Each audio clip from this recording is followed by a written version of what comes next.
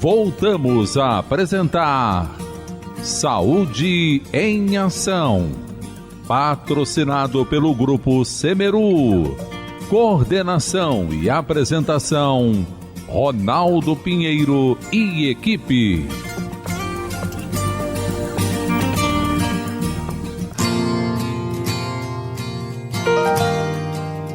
Você sabia que o Grupo Semeru possui vários centros médicos espalhados por toda a região da Zona Oeste do Rio de Janeiro e nos municípios de Itaguaí e Seropédica?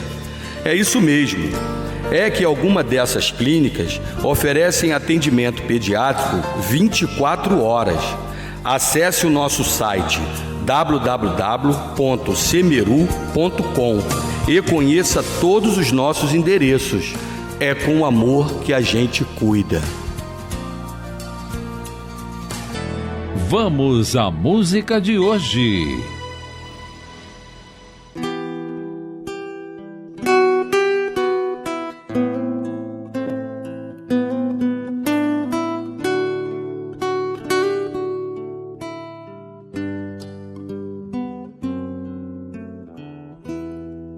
Onde está seu sorriso? Onde se escondeu?